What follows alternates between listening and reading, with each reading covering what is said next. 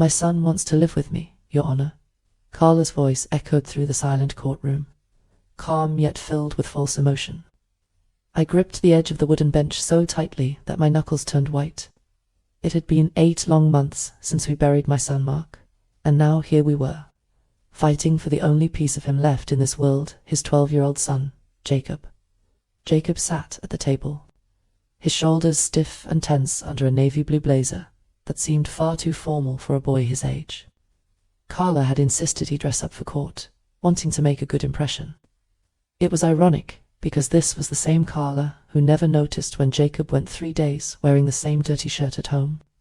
The same woman who couldn't even be bothered to wash his school uniforms or check if he'd eaten breakfast before school. Dodge Carlton, an older man with silver hair and deep lines on his face from years of witnessing family conflicts, adjusted his glasses and looked directly at Jacob.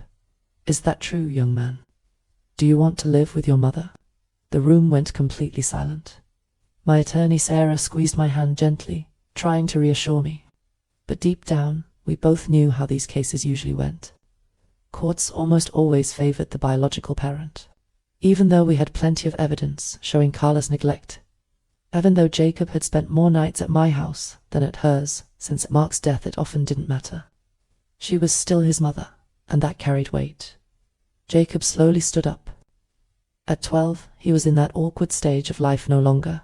A little boy, but not quite a teenager.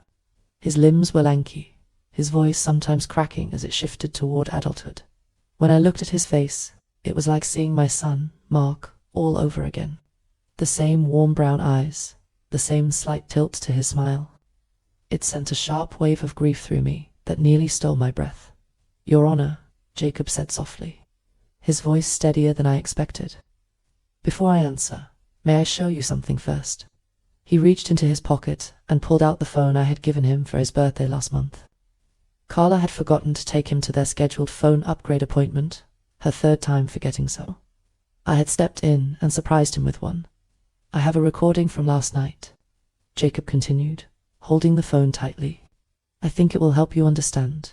For the first time, Carla's calm, perfectly practiced expression faltered. "Objection, Your Honor," she said sharply. "Whatever my son recorded was done without my consent. That's illegal." Judge Carlton raised a hand, cutting her off. "Ms. Reynolds," he said firmly, "in family court, I have the authority to consider evidence from the child involved. I'll determine whether it's admissible after hearing it." He turned back to Jacob. "Go ahead, young man. You may proceed." Jacob nodded, took a deep breath, and pressed play. Carla's voice filled the courtroom, not the soft, concerned tone she had been using earlier, but sharp and impatient. "Stop packing that bag, Jacob. You're not going to your grandmother's tonight." "But Mum," Jacob's recorded voice replied, shaky and confused, "you said I could go when you and Steve went to the concert." "Well, plans changed," Carla snapped. "Steve thinks it looks bad that you're always at your grandma's house. Once this whole custody mess is settled, you won't be spending so much time there anyway." There was a brief pause in the recording before she shouted, "No buts. God, you're just like your father, always making things harder than they need to be. Look, once we finish this court thing, we're moving to Phoenix with Steve. His new job comes with a house, and it even has a pool. You'll love it." Jacob's recorded voice trembled. "What about Grandma Margaret? And my friends? And Dad's house?" "Your grandmother has interfered enough," Carla said coldly. "You're my son, not hers. End of discussion." The sound of a door slamming echoed through the courtroom, followed by the heartbreaking sound of Jacob quietly crying. I saw the judge's expression harden. His face stayed calm, but there was a sharpness in his eyes now. He turned to Carla, whose face had gone pale. "Ms. Reynolds," he said in a low, firm voice, "would you like to explain this recording?" Carla quickly wiped at her eyes, forcing tears that I knew weren't real. "Your Honor, I've been under incredible stress since losing Mark," she said, her voice trembling just enough to sound convincing. "Sometimes I say things I don't mean, but Jacob knows I love him more than anything." I bit down on my tongue so hard I tasted blood. 8 months of watching her neglect Jacob while she focused on her new social life. 8 months of him showing up at my door hungry, his homework unfinished, or his clothes filthy. 8 months of her cancelling plans with him at the very last minute. And now she dared to stand there, pretending to be a loving mother. Judge Carlton wasn't done. "Jacob," he said, "is there more to this recording?" Jacob nodded, his hands trembling slightly as he navigated through his phone. "Yes, Your Honor. This part was later last night when Mum thought I was asleep." He pressed play again. This time, we heard Carla speaking to Steve, her boyfriend of 5 months. Her voice was sharp, but now there was a calculating edge to it. "The lawyer said once I have full custody, we'll have more flexibility with Jacob's trust fund. That old witch, she meant me, won't be able to block anything." Steve's voice came next, smooth and cold. "And the house? And the life insurance money?" "The house is already mine," Carla replied quickly. "But most of the insurance money went into Jacob's trust. Once I get full custody and we move to Arizona, we can petition to be the only trustees. Margaret won't have any say in it." The recording continued, exposing every greedy plan they had made to take the money Mark had left behind for his son's future. When the recording ended, the room was silent. Judge Carlton removed his glasses and rubbed the bridge of his nose, clearly processing what he had just heard. Finally, he said, "We'll take a 30-minute recess. When we return, I'll hear closing arguments before making my decision." As we filed out of the courtroom, Sarah leaned close to me. "That recording changes everything, Margaret," she whispered. "Judges hate it when custody battles are clearly about money instead of the child." I nodded, unable to speak past the tight knot in my throat. This didn't feel like a victory. It felt like a tragedy. My grandson had been forced to reveal his own mother's true intentions just to protect himself. In the hallway, Jacob slipped his small hand into Mina's simple gesture he hadn't done in public since he was 9. The action nearly broke me. "I'm sorry, Grandma," he whispered. "I didn't want to embarrass Mom." "You have nothing to apologize for," I told him firmly, squeezing his hand. "Nothing at all." Over his shoulder, I caught Carla's gaze. Her eyes were cold and filled with quiet fury beneath her mask of fake concern. As we waited to return to the courtroom, my thoughts went to Mark, my brilliant, kind-hearted son. I remembered how he had updated his will just weeks before the accident that took his life, as though he had known deep down he needed to protect Jacob's future. I also thought of my daughter, Anna, who had flown in from Seattle, despite her demanding surgical residency, to support us through this mess. And I thought of Jacob, my sweet grandson, who had been forced to grow up far too quickly in the past 8 months, no matter what happened next. I knew one thing for certain. I would not let my son down. I would protect Jacob, no matter the cost. The bailiff called us back into the courtroom, and I straightened my shoulders, ready to face whatever came next for Jacob, for Mark, and for the family I had left. Judge Carlton's decision echoed in my ears long after he spoke the words. Temporary full custody is granted to the maternal grandmother, Margaret Carter, pending a full home study and psychological evaluation of all parties. The court finds sufficient evidence of potential financial exploitation to warrant immediate intervention. It was official. Jacob would be living with me. At least for now. As those words sank in, I turned to look at Carla. Her face twisted from shock to anger in an instant. She wasn't heartbroken or worried about her son. She was furious, like someone whose carefully laid plans had just gone up in smoke. When we stepped outside the courtroom, into the bright afternoon sunlight, she hissed at me, her voice low and sharp so others couldn't hear. "This isn't over, Margaret. Not by a long shot." I didn't respond. There was nothing left to say. Jacob and I walked to my car in silence. As soon as we got home, he dropped his backpack by the stairs and asked, "Grandma, can I put my stuff in the blue room?" The blue room had been his special space since he was a toddler. Over the years, it had grown and changed, along with him, from a cozy nursery to a kid's bedroom filled with toys, and now into a preteen hangout spot with space posters on the walls and a bookshelf packed with science fiction novels. "Of course," I said with a smile, trying to sound normal, just like always. As he went upstairs, I took a deep breath, letting the reality of the moment wash over me. This wasn't just another weekend visit. This was the start of a new chapter for both of us, one we hadn't expected, but one we had to face. "Are you hungry, Jacob?" I called up to him. "I can make grilled cheese sandwiches." He came halfway down the stairs, looking a little sheepish. "Yeah, I'm starving. Mom didn't really make breakfast today. She was busy getting ready for court." The casual way he said it broke my heart. Being neglected by his own mother had become so normal to him that he didn't even realize it wasn't okay. As I started making lunch, my phone rang. It was Anna, calling from Seattle. I answered quickly, keeping my voice low so Jacob wouldn't overhear too much. "The judge gave me temporary custody," I told her. "Jacob's officially with me now." "That's good news," Anna replied, relief clear in her voice. "But it's only the beginning, isn't it?" "Yes," I admitted, with a heavy sigh. "Carla's already threatening to fight back." "Of course she is." Anna's tone was filled with frustration. "She's always been more concerned about money than about Jacob. Remember how quickly she tried to sell the house after Dad died?" I did remember. Just 6 weeks after my husband, John, had passed away 3 years ago. Carla had suggested that selling the house and downsizing would be healing for everyone. Mark had immediately shut down the idea, knowing she was just trying to get her hands on the money. "The good news," Anna continued, "is that I arranged to take a 2-week leave from the hospital. I'll fly in tomorrow to help with everything." Hearing that lifted a huge weight from my shoulders. Anna was practical and determined, just like her father. She had always been my steady rock, and now she would be here when I needed her most. "Thank you, sweetheart," I said softly. "Mom." Jacob's voice rang from the top of the stairs. Then he corrected himself quickly. "I mean, Grandma. Is that Aunt Anna on the phone?" I smiled, passing him the phone as he came down. His face lit up when he heard Anna's voice.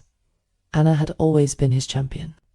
She taught him to ride a bike when Mark was away on work trips, and she had been the first to defend him when Carla tried to blame his struggles in math on laziness rather than realizing he had dyslexia.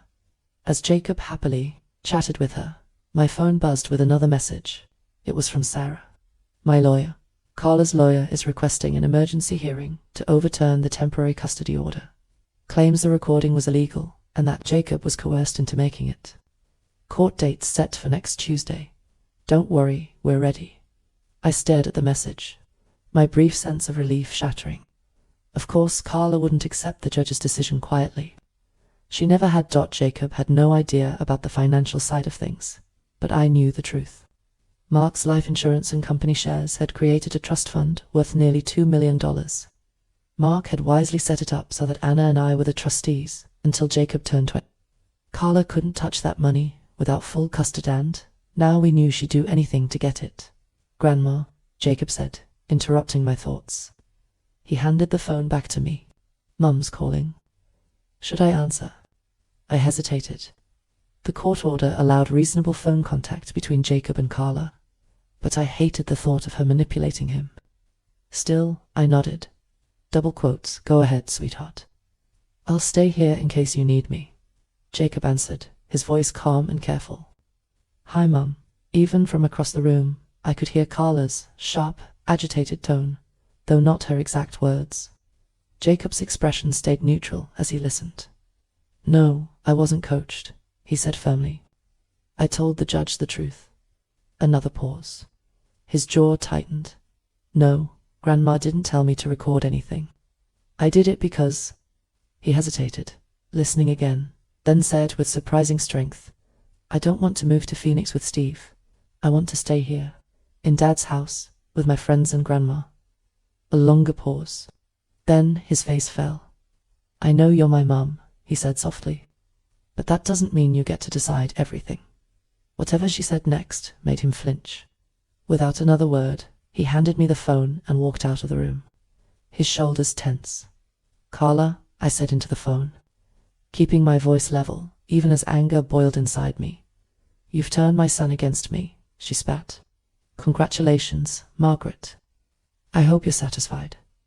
"Jacob made his own choice," I replied evenly. "If you don't like how you came across in that recording, perhaps you should reflect on your behavior instead of blaming a 12-year-old boy." "This is temporary," she snapped. I'm his mother. No judge will permanently give custody to a 67-year-old woman over me. The insult about my age stung. Yes, I was older than many grandmothers, but I was healthy and active. I knew she would use my age against me in court, but I refused to let it shake me now. I'm not trying to replace you, Carla, I said calmly. I just want to give Jacob stability while you sort out your priorities. My priority is my son, she insisted. Is it? Because from where I'm standing, it seems your priority is his trust fund. The silence on the other end was thick with anger. When she finally spoke again, her voice was cold and dangerous. You have no idea who you're dealing with, Margaret. The line went dead. I lowered the phone slowly, a chill creeping up my spine. In the 8 months since Mark's death, I had seen Carla change from a grieving widow into a careless mother, and now into something far more threatening.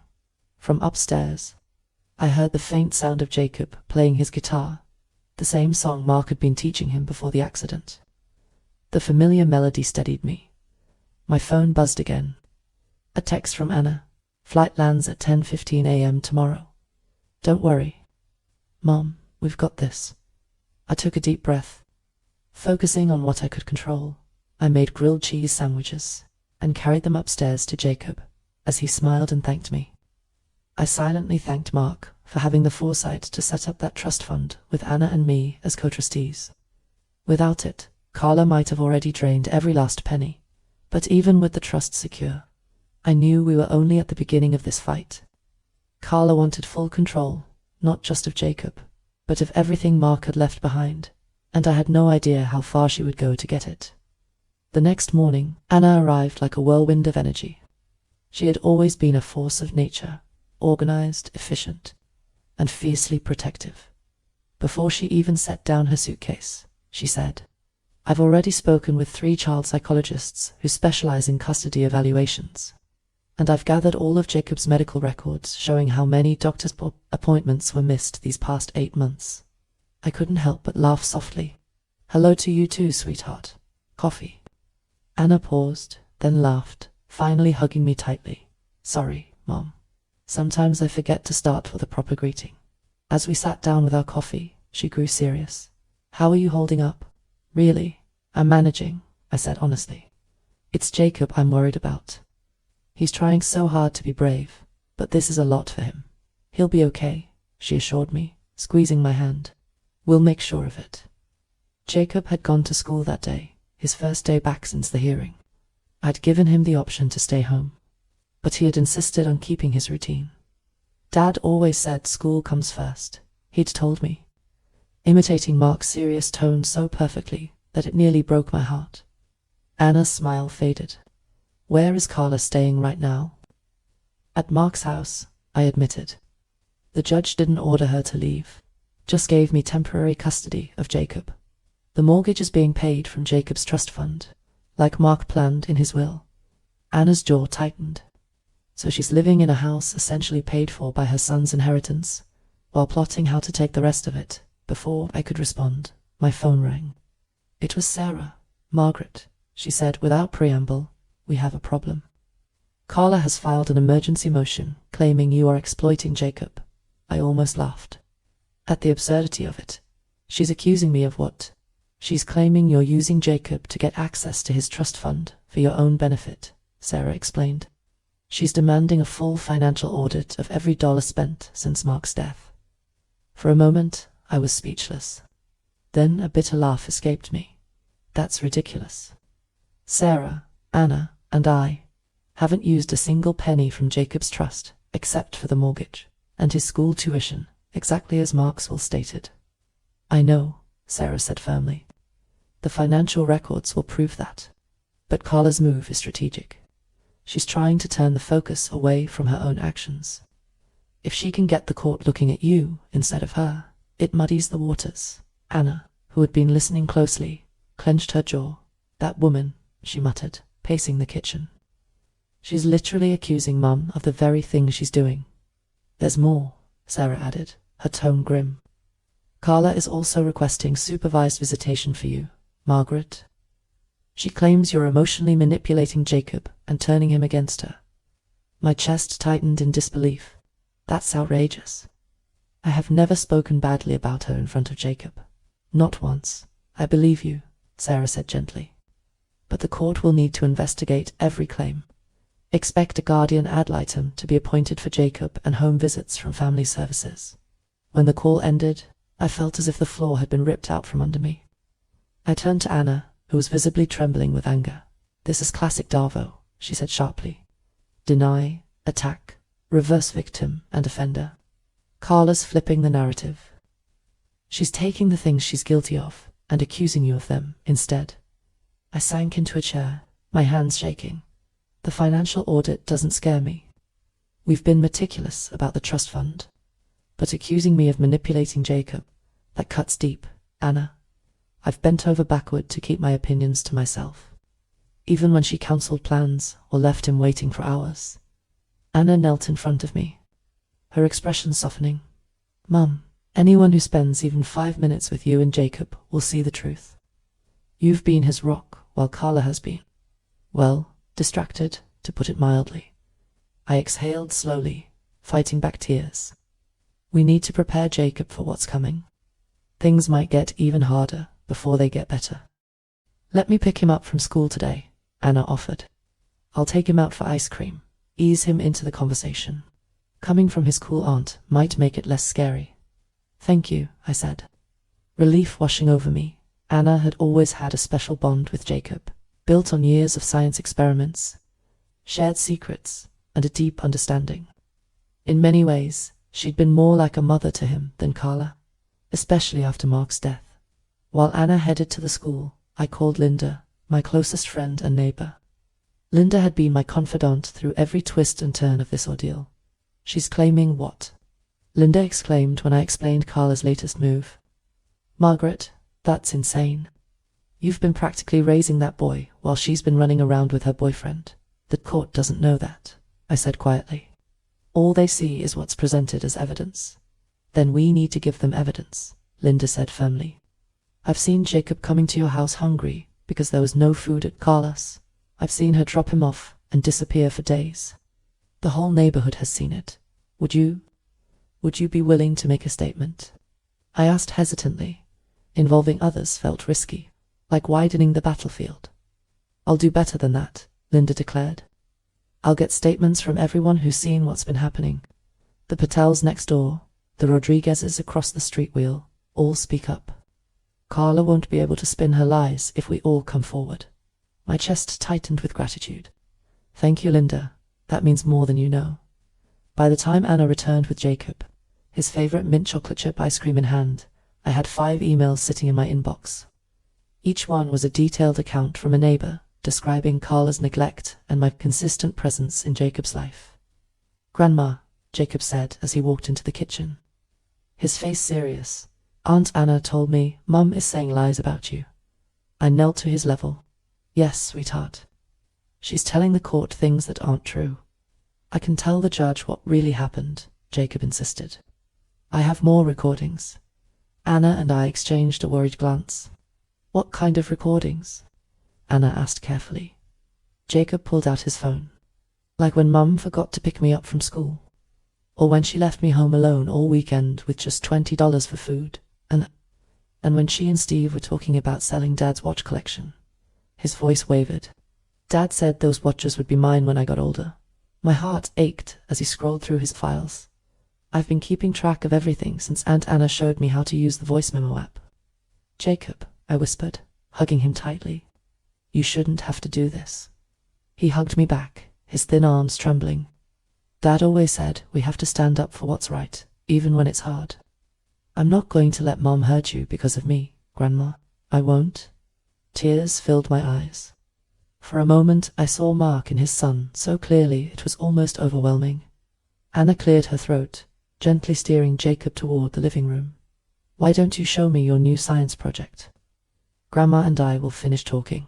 Once they left, I sat at the kitchen table, staring at the growing collection of evidence on my laptop: financial records, neighbor statements, Jacob's recordings. How had it come to this? How had the woman my son once loved turned into someone willing to destroy anyone in her path for money? A chill ran down my spine. If Carla realized the neighborhood was rallying against her, that Jacob had been documenting her neglect, how far would she go? I didn't have to wait long to find out. The first sign came at 3 in the morning. A loud crash jolted me awake. My heart pounded as I grabbed my phone and rushed to Jacob's room. He was still asleep, curled up with the stuffed dinosaur Mark had given him on his 5th birthday. I crept down the hall and peered into the living room. Glass was everywhere, glittering under the moonlight. A brick lay among the shards with a note attached. "Drop the case or worse next time." My hands shook as I called. 911. "Someone just broke my front window," I told the dispatcher, my voice low so Jacob wouldn't wake. "My grandson is here. Please send help." The police arrived quickly. They took photos of the window, the brick, the threatening note. When I suggested Carla might be involved, their faces remained carefully neutral. "We'll investigate all possibilities, ma'am," one officer said politely. "But without witnesses or camera footage, it's hard to prove who did this." By morning, Anna had installed a full security system with cameras covering every corner of the house.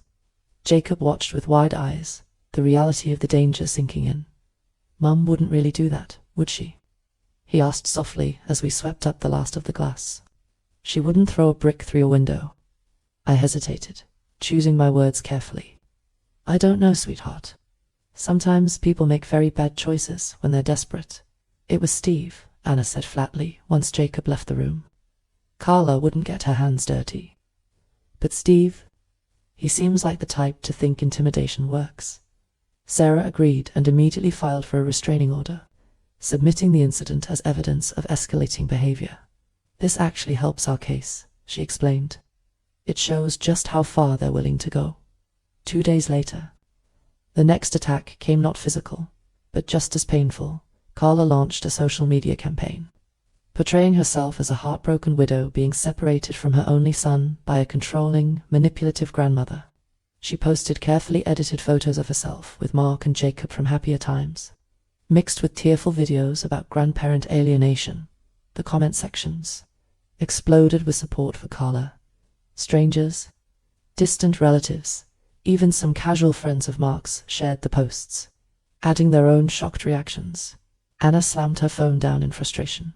"She's creating a completely fake reality," she said, pacing the living room.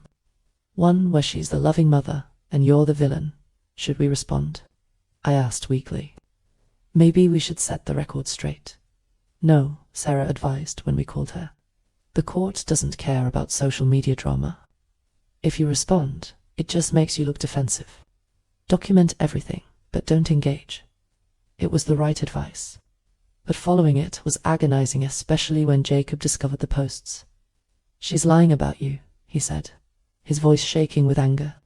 "And about me. She's telling people I was manipulated, that I don't really want to live here." I hugged him tightly.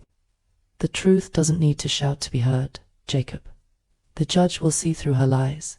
But deep down, I worried. Public perception could seep into the courtroom, even unintentionally. And Carla was very good at playing the victim. The third attack came the next day, this time through the system itself. Child Protective Services showed up at our door.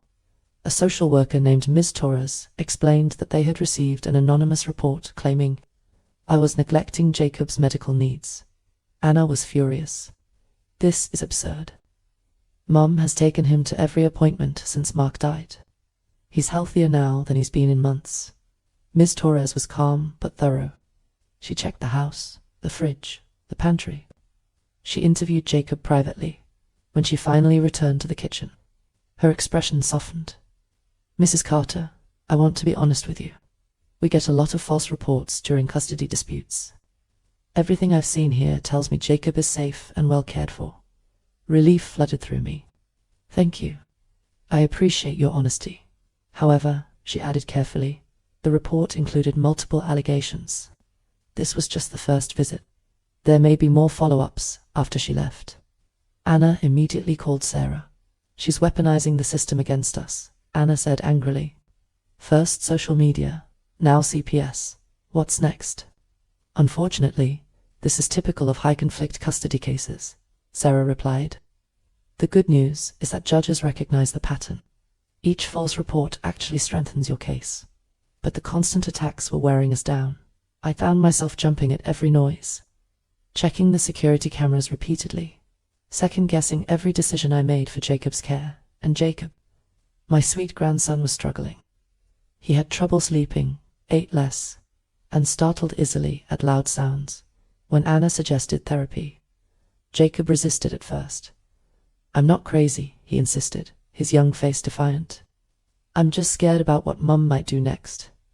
"Therapy isn't for crazy people," Anna explained gently. "It's like physical therapy after surgery. It helps you heal." That comparison clicked for him, and he finally agreed. Jacob's therapist was a kind, soft-spoken woman named Dr. Grace Shaw. She specialized in helping children cope with family trauma. And right away, she seemed to connect with Jacob. At first, Jacob was hesitant. During his first session, he barely spoke, staring at the floor with his hands shoved deep into his pockets. But Dr. Grace had a calming presence and a way of asking questions that didn't feel forced. By the third session, Jacob began to open up, slowly letting out the fears and confusion he had been holding inside. After one of these sessions, Dr. Grace asked to speak with me privately. Anna waited in the lobby while I followed Dr. Grace into her small, cozy office. Books lined the walls, and a soft lamp glowed on her desk. "Mrs. Carter," she began gently, "Jacob is incredibly resilient for his age.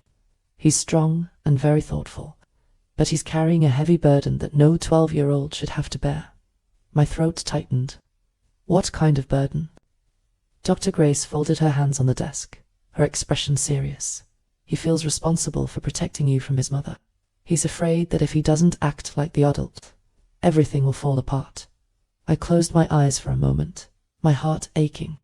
That's exactly what I've been trying to prevent. I don't want him to feel like it's his job to fix this. "Children are perceptive," Dr. Grace said softly. "Even if you don't say it, he senses your stress. And there's something else that's concerning me." She hesitated, as if choosing her words carefully. "Jacob told me that his mother has been sending him private messages. In these messages, she suggests that if he comes home and tells the court he wants to live with her, she'll stop fighting and drop all legal actions against you." My hands clenched into fists. "She's using him as leverage." "Yes," Dr. Grace confirmed. "It's manipulation of the worst kind. She's making him feel like he has to choose between you and her. And every time he refuses, his anxiety increases." My heart felt like it was breaking all over again.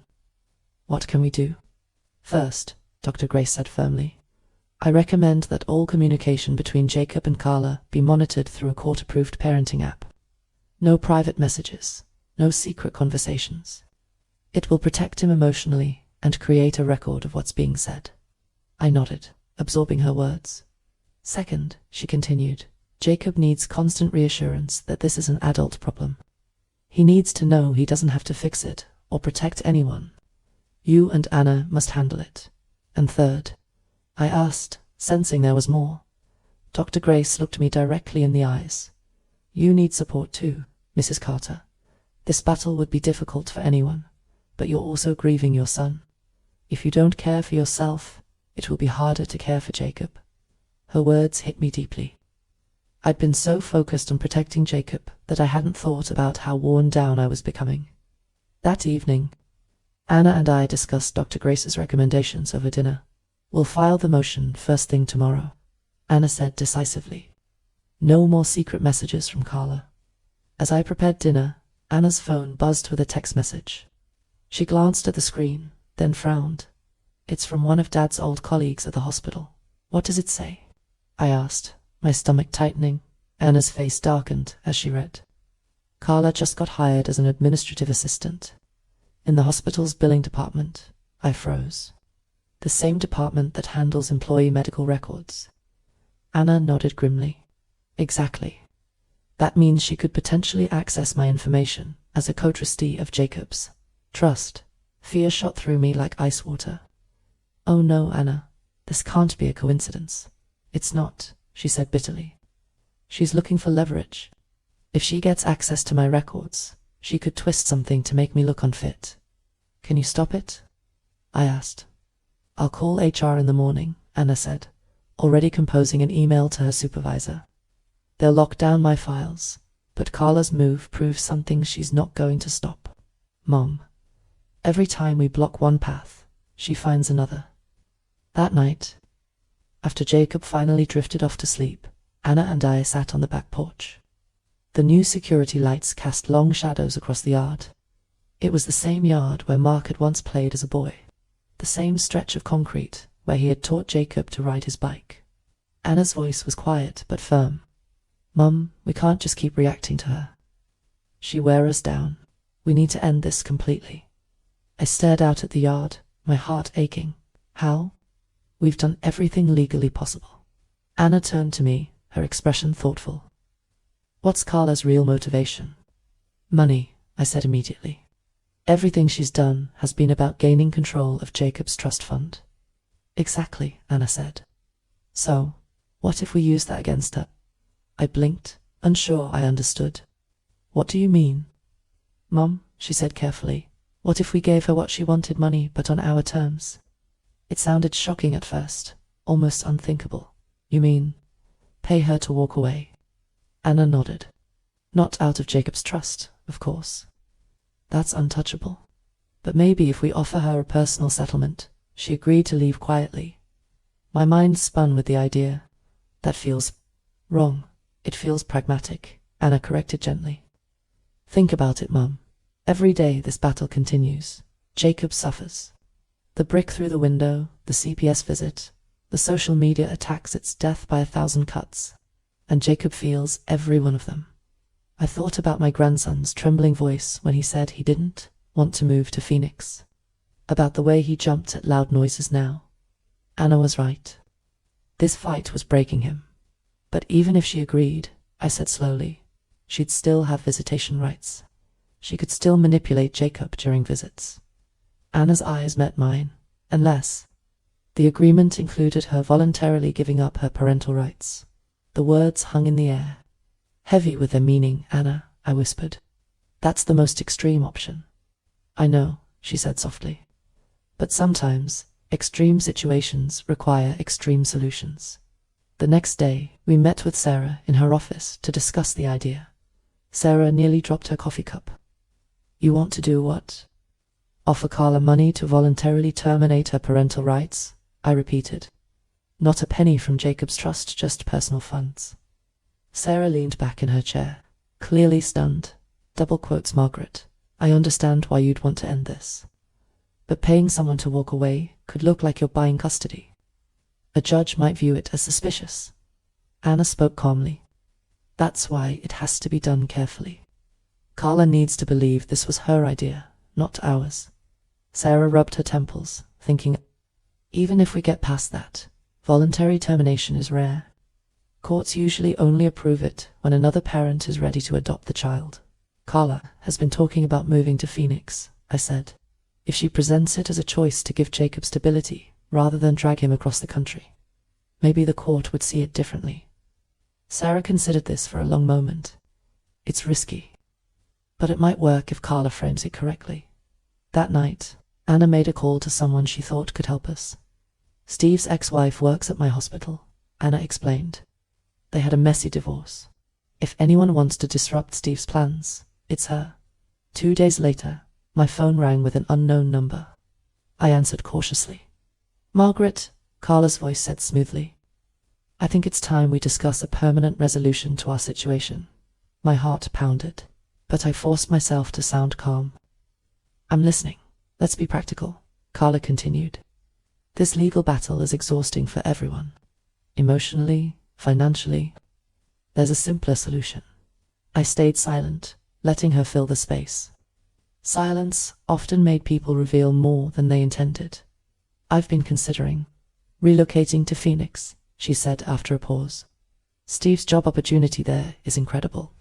And honestly, there are too many painful memories here. I see, I replied evenly. Jacob mentioned you were talking about moving. Yes, she said quickly. But long-distance co-parenting would be difficult, especially with our history. Another pause. Then her voice softened slightly. Ethan is clearly attached to you and Anna. He's happy at his school. Uprooting him might not be in his best interest. My pulse quickened. She was leading into it, just as we had hoped. What are you suggesting? I asked. A clean break, Carla said smoothly. I've been researching. Did you know it's possible to voluntarily terminate parental rights under certain circumstances? My breath caught. She'd taken the bait. That's a serious step, I said carefully, keeping my tone neutral. Exactly, she agreed. But it would end the conflict. Jacob would stay with you permanently. No more court battles. And what would you want in return? I asked, though I already knew. Carla didn't hesitate. $250,000. A one-time payment. I nearly dropped the phone. It was a huge amount, but also far less than I expected. After ending the call, Anna and I stared at each other in stunned silence. She just put a price tag on her son, Anna whispered. Yes, I said quietly. And now we have to decide if we're willing to pay it. The moment Carla named the amount, my stomach twisted into knots. It wasn't just the number, it was the reality behind it. $250,000. That was the value she had placed on her own child. Anna paced the living room like a caged tiger, her arms crossed tightly. I knew she didn't really care about Jacob, she said, her voice sharp. But to hear her so casually sell her rights as a mother, it's disgusting. I sat in my favorite armchair, staring at the patterned rug beneath my feet. It makes me sick, I admitted softly. But Anna, think about what this could mean for Jacob. No more court dates, no more surprise visits, no more manipulation. He could finally have peace. Anna stopped pacing and turned to face me. Mom, we don't even have that kind of money lying around. You've been living off your retirement savings since Dad died, and I'm still paying off my medical school loans. Where would we even get $250,000? I hesitated. I've been thinking about that. The house? If I sold it, no, Anna interrupted immediately, her voice firm. This is your home. It's Dad's legacy, and it's Jacob's safe place. Selling it isn't an option. Then what do you suggest? I asked, frustration creeping into my tone. If we don't meet her price, this war continues. And every day it continues, Jacob suffers. Anna rubbed her temples, clearly torn. I just hate that we'd be rewarding her behavior. She's been nothing but cruel, manipulative, and greedy. Giving her money feels like letting her win. Sometimes winning doesn't look like victory, I said quietly. Sometimes it just looks like protecting the person you love most. For a long moment, Anna was silent. Finally, she sat beside me, her expression softening. If we do this, it has to be ironclad. Carla walks away completely. No loopholes, no chances for her to come back later. Agreed, I said firmly. The next step was to involve Sarah. When we explained Carla's proposal, Sarah leaned back in her chair and exhaled slowly. This is unusual, but not unheard of, she said cautiously. The court will need to approve it, and Carla must present it as her idea, not yours. Otherwise, it could be seen as coercion. She sounded confident on the phone, I told her. Almost rehearsed, like she'd been planning this. That's good, Sarah said. It means she'll likely stick to the story that it was her decision. But where will the money come from? Anna asked, her practical side kicking in. We can't touch Jacob's trust. I've been thinking about that, Sarah said, pulling out a legal pad. There are grants and long-trust loans available for kinship caregivers in certain situations. And Margaret, your retirement accounts might cover part of it. I'll do whatever it takes, I said firmly. Even if it means I have to work part-time again. Anna squeezed my hand, her eyes shining with tears. We'll figure it out, Mom, together. While we worked on the logistics, Carla began subtly shifting her behavior. She stopped posting dramatic videos on social media. She started showing up to court hearings looking calm and collected, even offering fake smiles to the judge. It was clear she was trying to paint herself as the reasonable one. Classic strategy, Sarah muttered as we sat in the courtroom waiting for our case to be called. She's setting up her exit. Judges are more likely to approve a voluntary termination if the parent seems thoughtful and selfless. Meanwhile, Jacob's progress in therapy was slow but steady. Dr. Grace reported that he was beginning to express his feelings more openly, though he still carried deep fears about being abandoned. Jacob is incredibly attached to you, Margaret, Dr. Grace told me during one session. That's a good thing, but we must also help him build resilience. Even if Carla leaves his life completely, he'll need tools to process that loss. I understand, I said softly. Whatever he needs, I'll do it. 2 weeks later, Carla formally presented her proposal in court. The courtroom was tense as Judge Carlton listened. Carla spoke smoothly, her voice calm and practiced. Your Honor, she said, this has been an incredibly difficult time for my family. I've realized that continuing to fight isn't what's best for Jacob.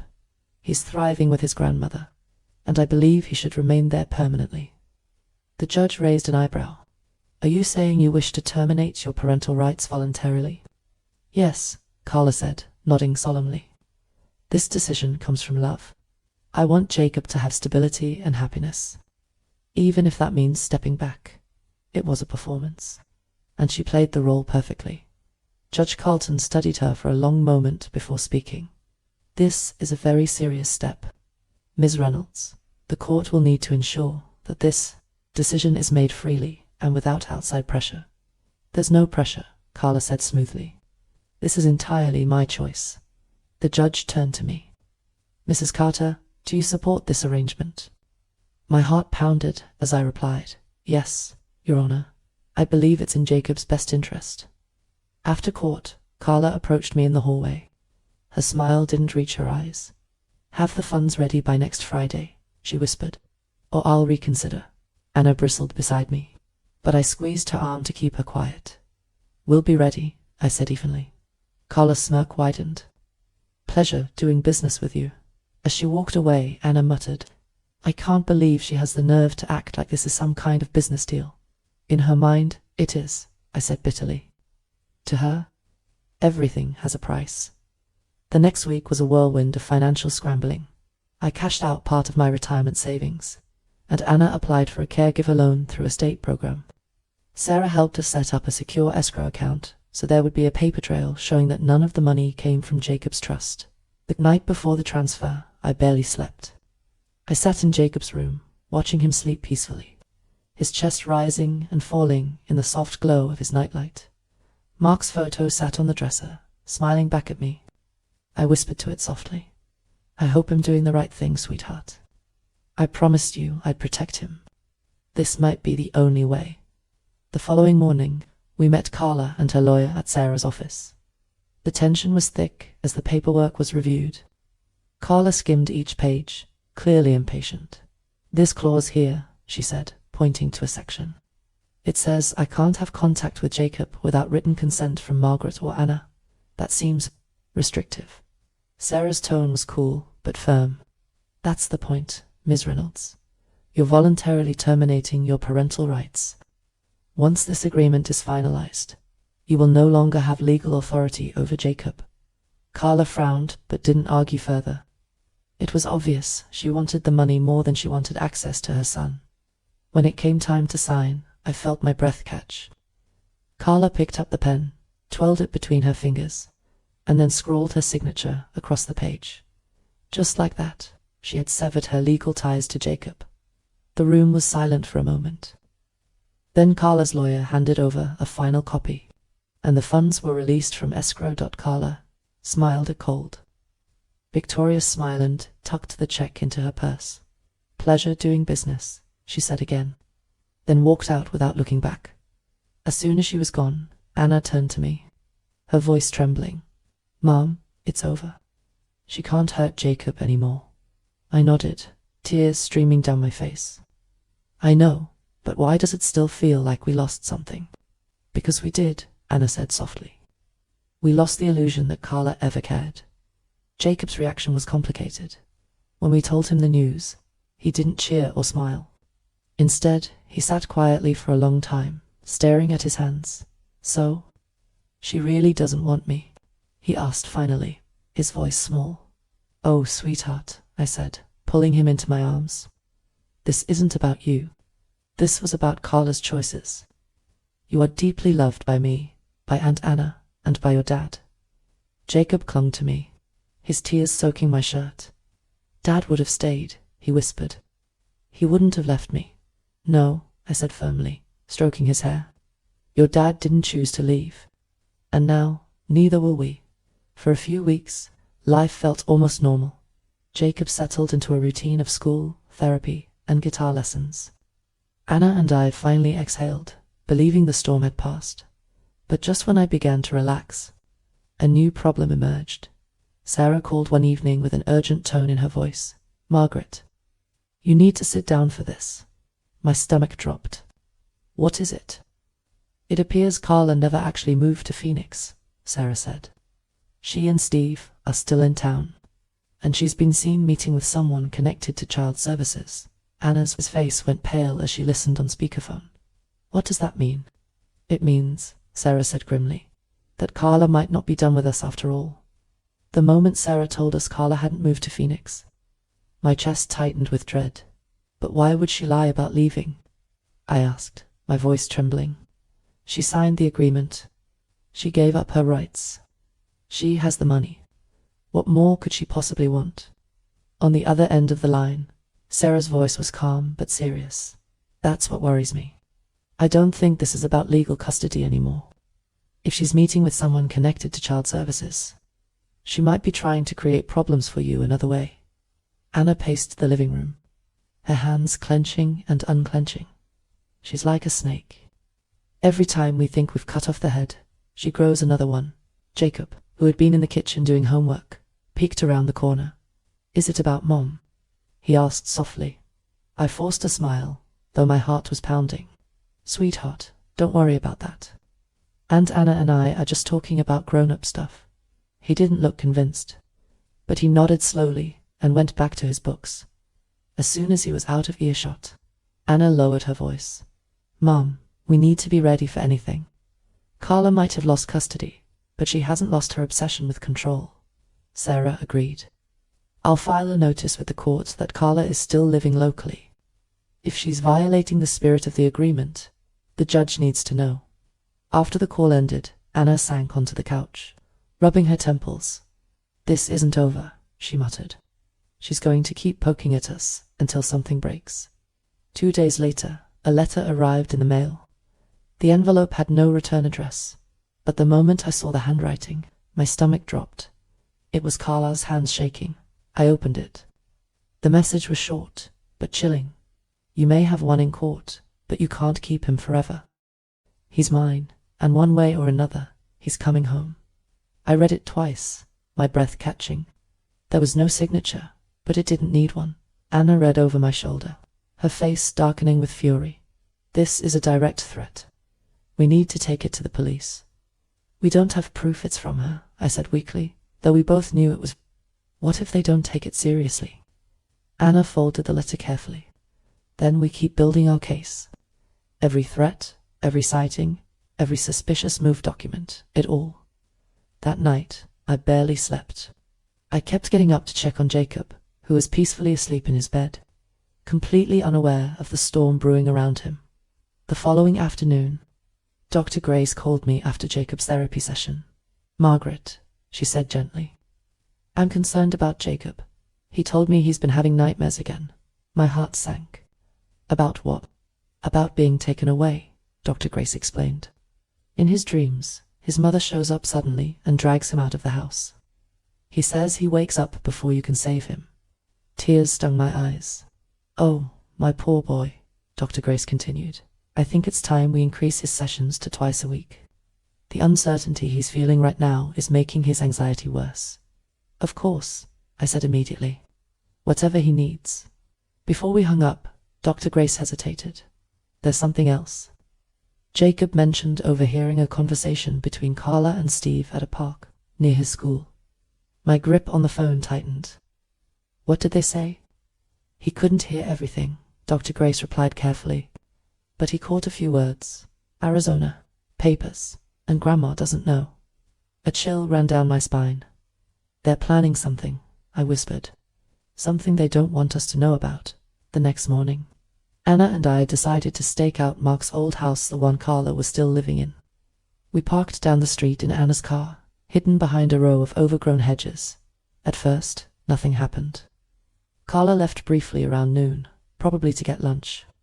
Steve didn't appear until later in the afternoon, carrying a large duffel bag. Anna snapped photos with her phone. That's definitely Steve. What's in that bag? Could be anything, I said, unease creeping through me.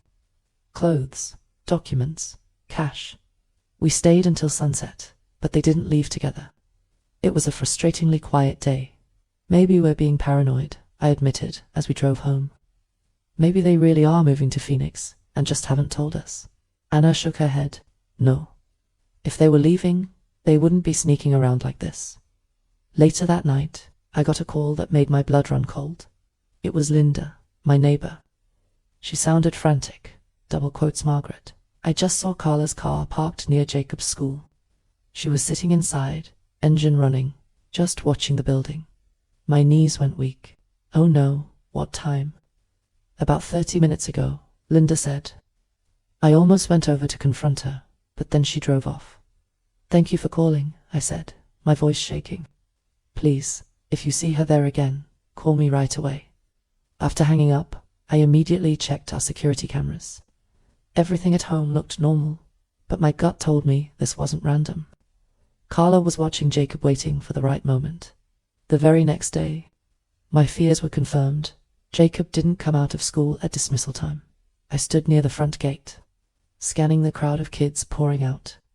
Anna was beside me, her face tense. Where is he? She asked, her voice rising.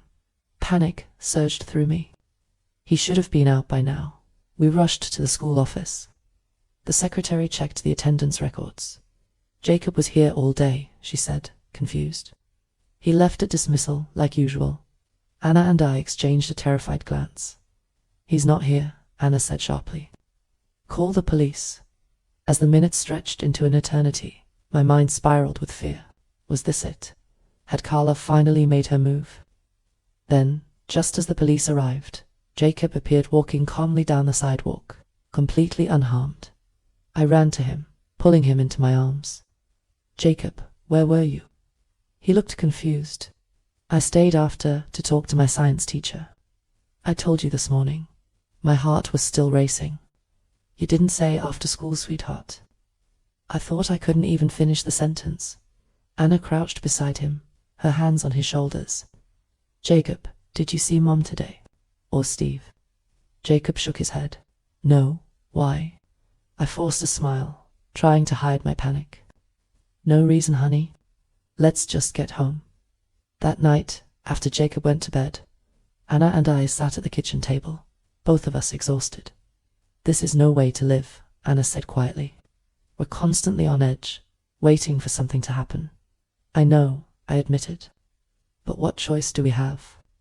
If Carla tries to take him, we need to be ready. Anna reached across the table, taking my hand. Mom, maybe we should go to the police with everything. The threats, the letter, Linda's sighting near the school. I hesitated. Without hard proof, they might say we're overreacting. Or worse, they might think we're trying to cut Carla out unfairly. Anna's eyes burned with determination. Then we make sure we get proof. The following weekend, Linda helped us set up extra cameras around the house. She also rallied the neighbors to keep watch for suspicious activity.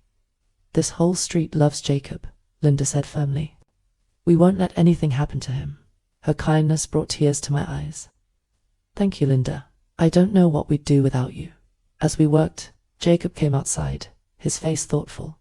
Grandma, why are there so many cameras now? I crouched to his level, choosing my words carefully. Because we want to keep you safe, sweetheart. That's all. He nodded slowly, though I could see the worry in his eyes. I just wish Dad was here, he whispered. He always made me feel safe. My heart cracked. I know, honey. I wish that too.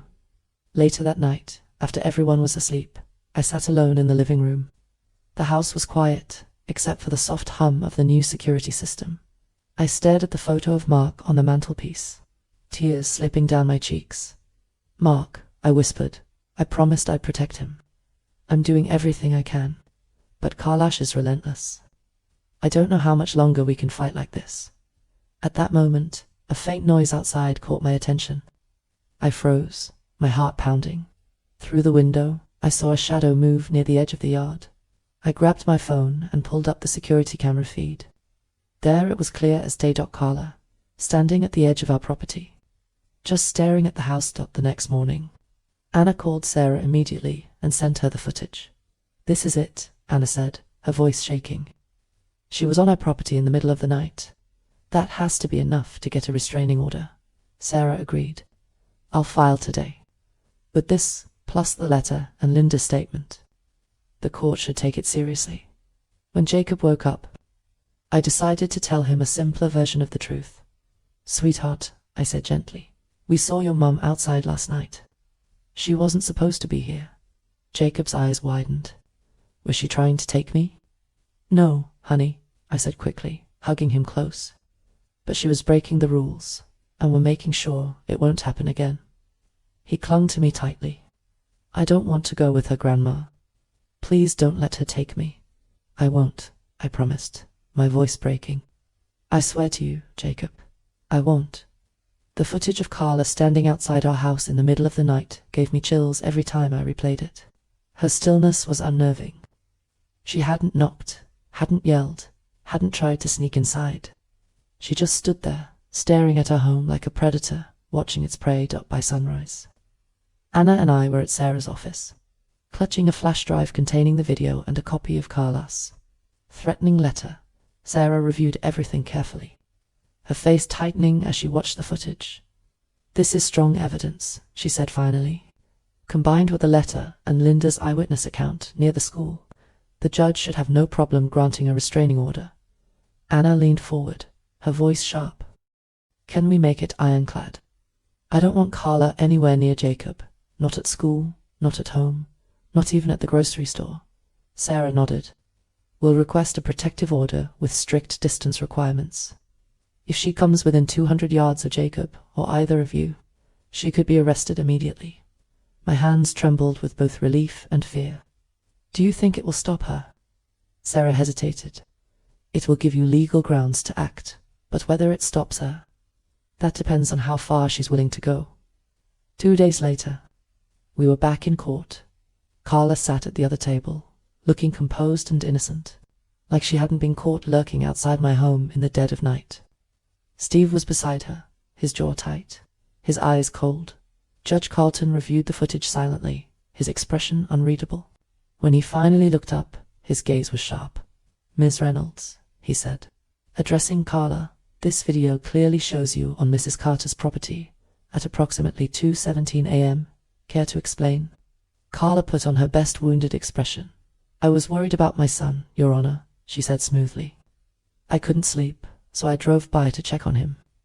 I didn't go inside. I didn't harm anyone. I just needed to see that he was safe." Anna scoffed under her breath, but I gripped her hand tightly, warning her to stay quiet. Judge Carlton's voice was firm. "Driving by to check is one thing. Ms. Reynolds, standing at the edge of the property in the middle of the night is another. It's intimidating behavior, and I won't tolerate it." Carla's lawyer jumped in. "Your Honor, my client has been unfairly painted as a threat. She's a mother grieving the loss of daily contact with her child. She voluntarily terminated her parental rights." Sarah countered sharply. "She was paid a significant sum to do so. She has no legal claim to this child anymore. Her presence near the home is harassment. Plain and simple." Judge Carlton raised a hand to quiet the room. "I've heard enough. The court grants a protective order. Miss Reynolds, you are prohibited from coming within 200 yards of Mrs. Carter, Ms. Anna Carter, or Jacob Carter. Violating this order will result in immediate arrest." Carla's mask slipped for a fraction of a second, her eyes flashing with pure rage before she quickly composed herself. "Of course, Your Honor," she said sweetly, though her tone was laced with venom as we left the courtroom.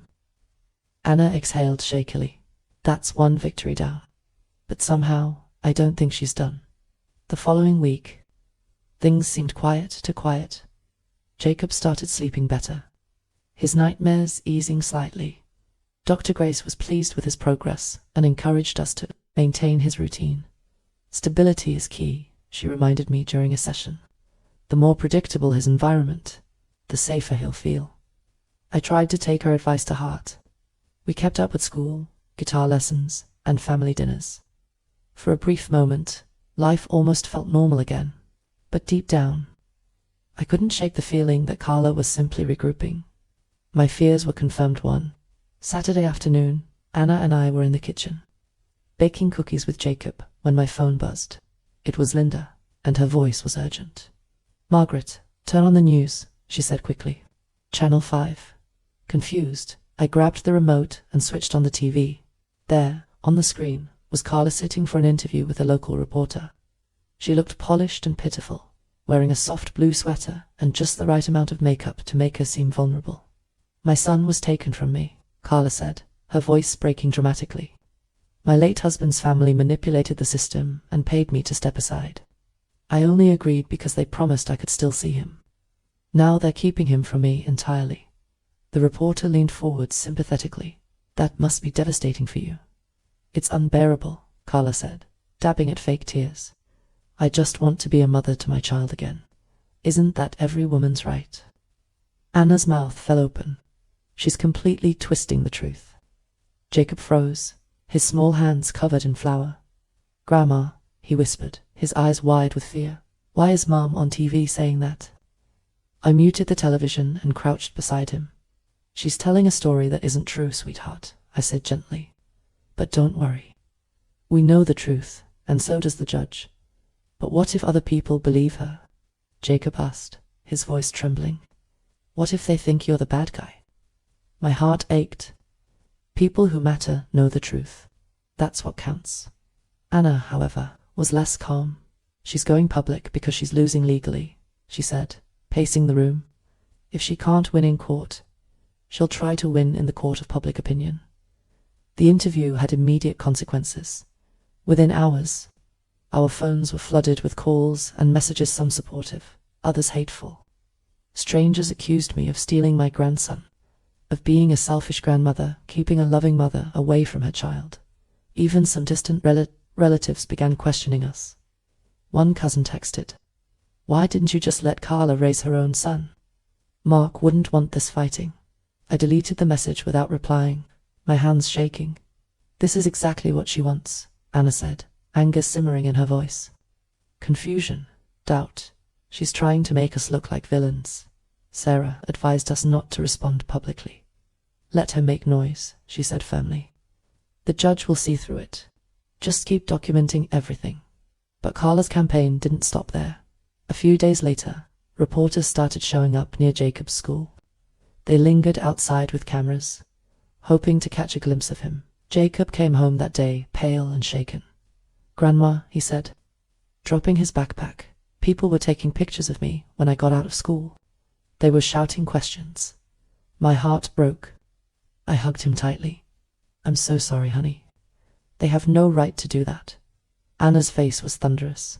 "This has gone too far. I'm calling Sarah right now." Sarah filed an emergency motion, and within 48 hours, the judge ordered that no media could approach Jacob or report on his location. Still, the damage was done. Jacob became more withdrawn, refusing to go outside unless Anna or I were with him. "This isn't how a 12-year-old should live," Anna said one evening, her voice breaking. "He deserves to just be a kid." "I know," I whispered, my own tears falling. "But until Carla is completely out of the picture, we have to stay strong." That night, Jacob came into my room long after bedtime. He climbed into my lap like he had when he was much younger. "Grandma," he whispered, "what if Mom tries to take me again? Even with the police and the cameras and the judge?"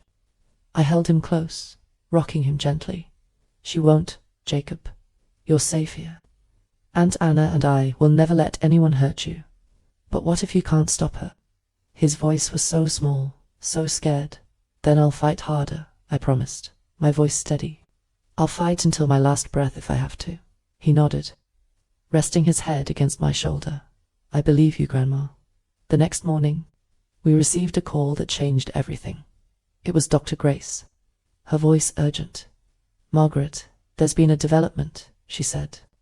"One of my colleagues just told me that Carla scheduled an appointment for Jacob with a therapist across town." My blood ran cold. But she doesn't have parental rights anymore. She can't schedule appointments. Exactly, Dr. Gray said, which means she might be trying to create false records. If she takes Jacob there without your knowledge, it could look like you're denying him necessary care. Anna's fists clenched. We need to stop her before she sets anything up. I felt dizzy, my mind spinning. She's not just trying to scare us anymore, I said quietly. She's building a case. She wants to find some backdoor way to get Jacob back. Anna's voice was firm. Then we need to close every door before she slips through.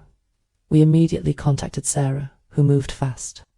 She sent certified letters to every pediatrician, therapist, and clinic in the county, informing them that Carla no longer had legal authority over Jacob. If she tries to pull anything, Sarah explained, they'll call us immediately, but I still couldn't shake my fear. Carla was cunning, and she had Steve helping her. If they were meeting with someone connected to child services, it meant they had an inside connection, someone who could twist paperwork and create confusion. We have to assume she's always one step ahead, Anna said grimly. And we have to be 2 steps ahead. Later that week, as I tucked Jacob into bed, he looked up at me with wide, worried eyes. Grandma, are you tired of fighting for me? My throat tightened. Oh, Jacob, no, never, he hesitated.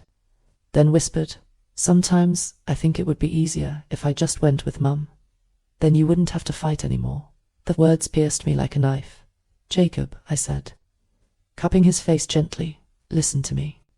You are worth every fight, every sleepless night, every tear. You are my whole heart. I will never stop fighting for you. His eyes filled with tears. I love you. Grandma, I love you too. Sweetheart, I whispered, hugging him tightly. More than you'll ever know. The next morning, I woke up with a pounding headache. It wasn't just from lack of sleep. It was from weeks, months really, of constant worry.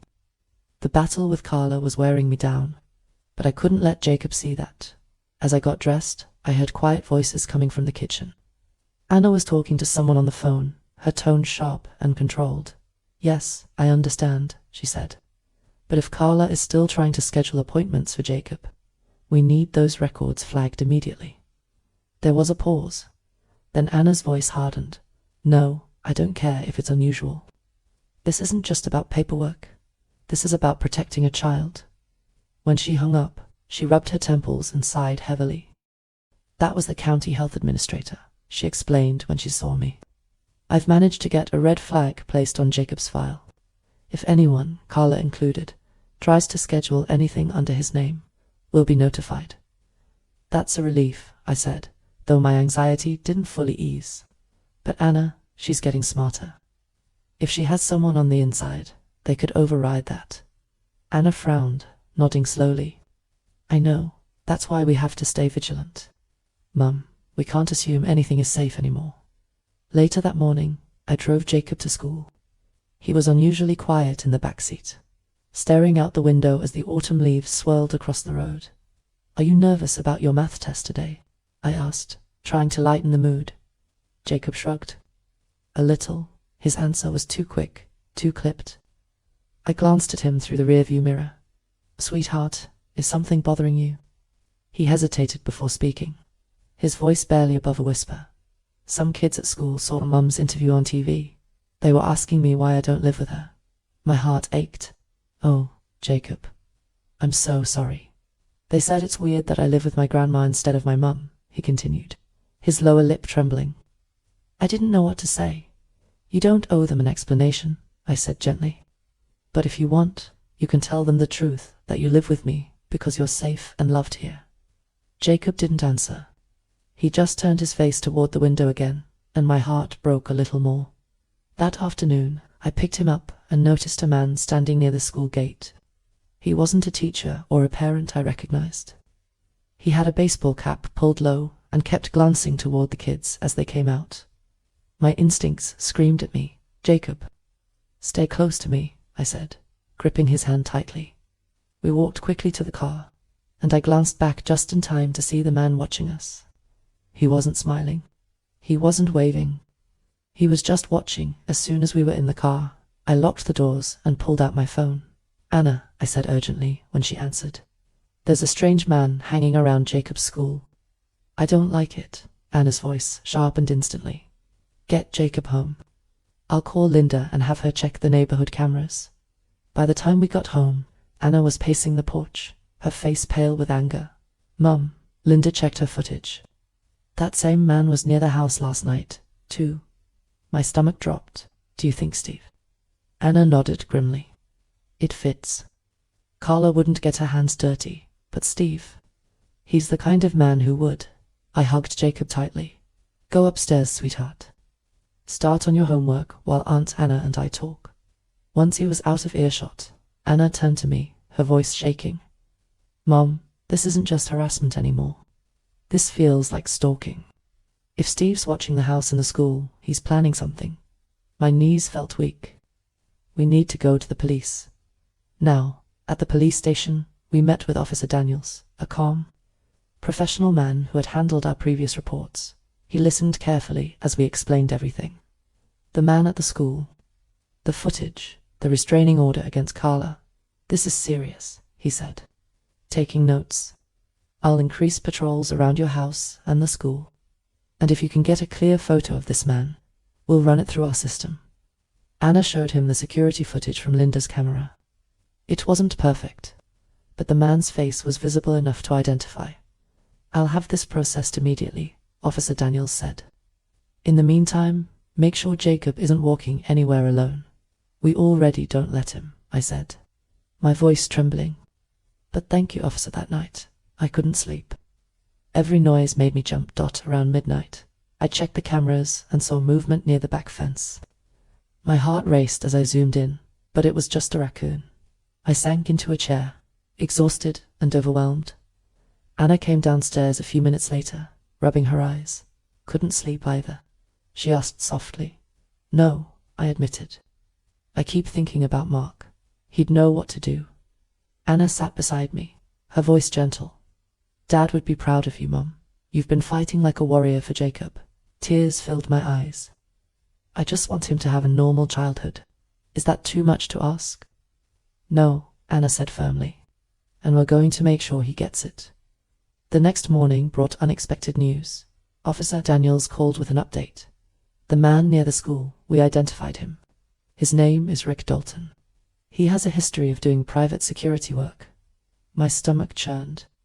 Private security. Hired by who?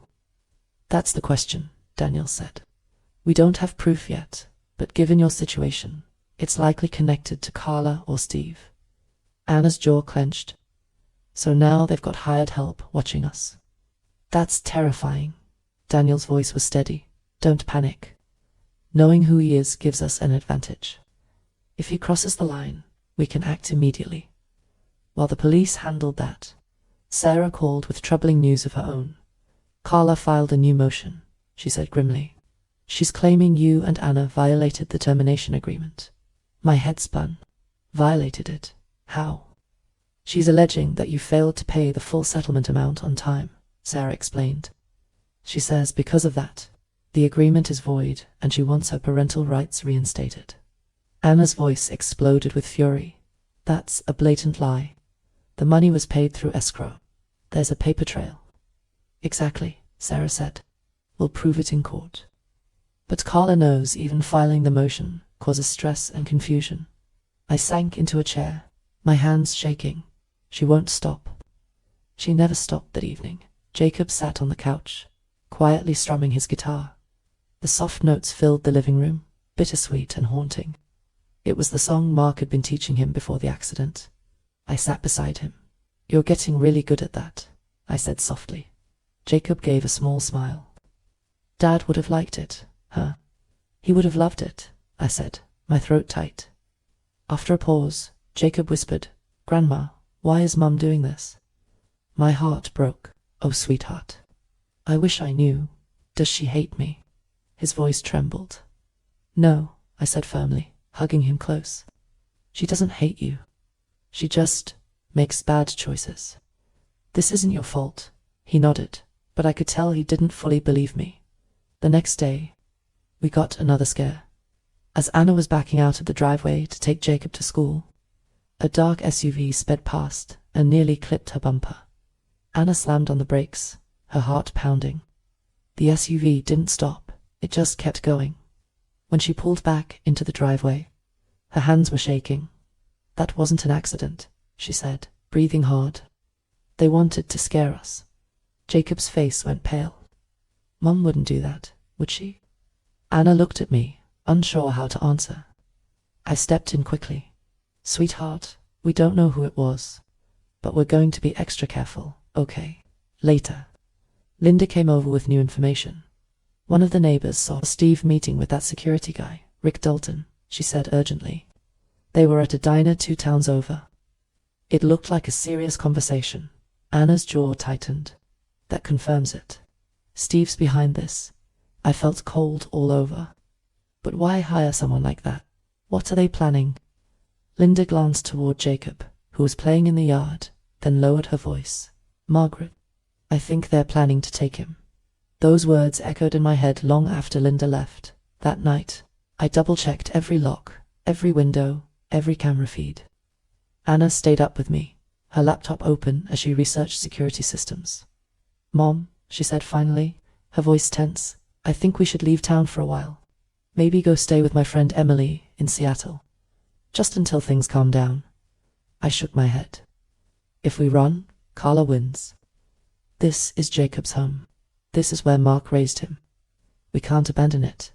"But Mom, no," I said firmly. "We stay, and we fight." The next morning, Officer Daniels called again. "We've been monitoring Rick Dalton," he said. "Last night, he was seen near your property again.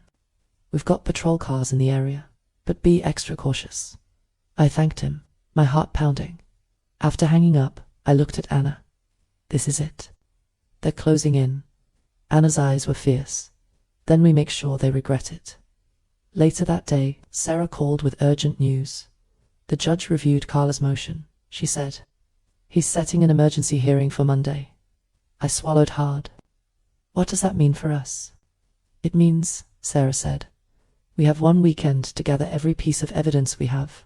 The video footage, the payment records, the police reports. If we can't prove Carla's lying, the agreement could be overturned." Anna's face went pale. "And if that happens?" Sarah's voice was grave. "Then Jacob could be forced back into Carla's custody." The weekend before the emergency hearing was a blur of chaos and determination. Anna and I barely slept. We spent every waking hour gathering evidence, organizing files, and preparing for what felt like the most important fight of our lives. Jacob, sensing the tension, stayed close to me. He didn't complain or ask too many questions, but I could see the worry in his eyes. Even when he sat at the kitchen table doing homework, his shoulders were tense, his pencil tapping nervously against the paper. "Sweetheart," I said gently as I passed him a glass of milk. "Everything will be okay." He gave me a small, forced smile. "I know, Grandma," but deep down, I could tell he didn't believe it. And honestly, neither did I on Saturday morning. Anna spread documents across the dining room table. "Here's the proof of payment through escrow," she said, tapping one stack. "Every receipt, every timestamp. Carla can't claim we didn't pay her when it's all right here." I nodded, my hands trembling slightly. "And the footage of her near the house?" Anna pointed to a flash drive. "Right there. Along with the police reports, Linda's witness statement, and screenshots of Carla's threatening messages." I picked up the flash drive, holding it like it was made of gold. This tiny thing might be the only thing standing between Jacob and losing everything. Anna's jaw tightened. "We won't let that happen." Around noon, there was a knock at the door. It was Linda, holding a thick folder. "Here," she said, handing it to me. "Statements from everyone on the block who's seen Carla or Steve lurking around." The Rodriguezes even caught a photo of Steve sitting in his truck near the school. Tears filled my eyes as I hugged her tightly. "Linda, I don't know how to thank you." "You don't need to thank me," she said firmly. "We all love Jacob. We won't let them take him." Anna flipped through the folder, impressed. "This is incredible. Linda, you've given us exactly what we need." "Good," Linda said, with a determined nod. "Now go win this thing." That night, as I tucked Jacob into bed, He looked at me with wide, worried eyes. "Grandma, what happens if the judge believes Mum?" I sat on the edge of his bed, stroking his hair gently. "Then we show him more proof," I said softly. "We keep telling the truth until he understands. But what if he doesn't?" Jacob whispered. "What if I have to go live with her?" My throat tightened. "Jacob, that won't happen. Aunt Anna and I will never let that happen." He hugged me tightly, his small arms clinging to me like a lifeline. "I'm scared," he admitted, his voice breaking. "I know." "Sweetheart," I whispered back, rocking him gently. "But you're not alone. We'll face this together." The next morning, as we prepared for court, there was an unexpected knock at the door. When I opened it, a familiar face greeted me, Officer Daniels. He held a serious expression as he stepped inside. "Double quotes, Mrs. Carter," he began. "We have an update on the man you saw near the school, Rick Dalton." My heart pounded. "What did you find?" "He was hired by Steve Daniels," said bluntly. "We confirmed it through surveillance footage from a diner where they met regularly. We even caught audio of them discussing the pickup." Anna's eyes widened. "The pickup? As in, taking Jacob?" Daniels nodded grimly. "That's how it sounds. But we need to catch them in the act, or have direct evidence of intent. Right now, it's circumstantial." Anna's face went pale. "So even though we know what they're planning, we can't stop them?"